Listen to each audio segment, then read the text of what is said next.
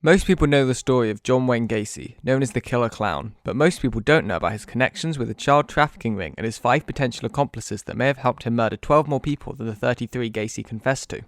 Gacy was America's worst serial killer for many years, having confessed to raping and killing 33 young men by luring them to his house, sometimes as a police officer, construction worker, or as his alter ego, Pogo the Clown. He would tie his victims up, beat and abuse them before strangling them with a rope and dumping their bodies in trenches underneath the crawl spaces of his house. Outside of his dark hidden life, Gacy was seen as a respectable member of his community, performing at kids' parties and other events as Pogo and directing an annual Polish parade in Chicago where he had his photo taken with First Lady Rosalind Carter.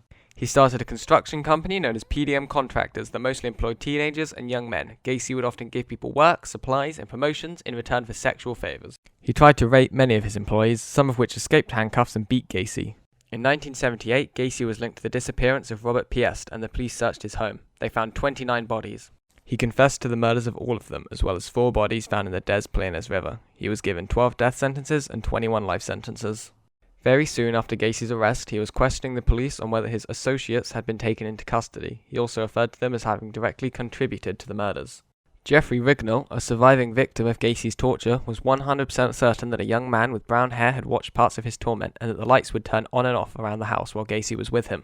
A few years later, Gacy would admit to receiving help from 2 or 3 members of PDM, but didn't specify the names at the time.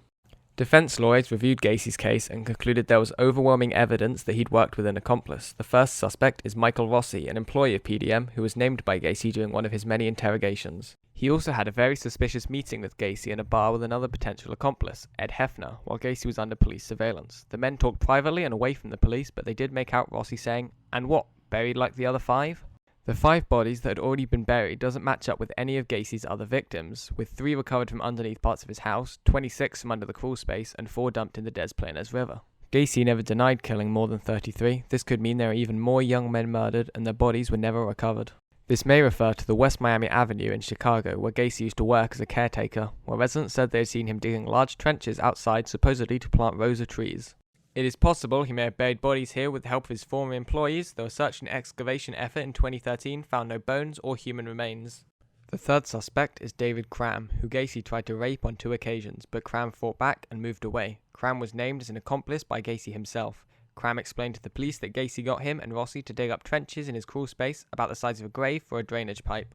Gacy was apparently very paranoid of them going off the deviated path, which suggests at least one of them was not an accomplice at the time. It's possible Gacy named Cram in his interrogation as revenge for resisting his advances, but Cram did also help to drive Gacy around in his last few days as a free man, so it's unclear whether Cram was an accomplice or not.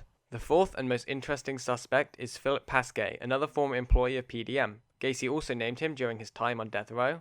While Philip was the least directly linked to Gacy's crimes, he also had links to John Norman, who ran a homosexual child trafficking ring called the Delta Project. Furthermore, 2 of Gacy's victims' last seen locations were outside Norman's house. This makes it quite possible that there were links between the Delta Project and John Wayne Gacy's crimes. The final potential suspect is Robert Young, who may have allowed his roommate to be killed by Gacy in order to scam his parents for money. He also tried to recruit people to PDM.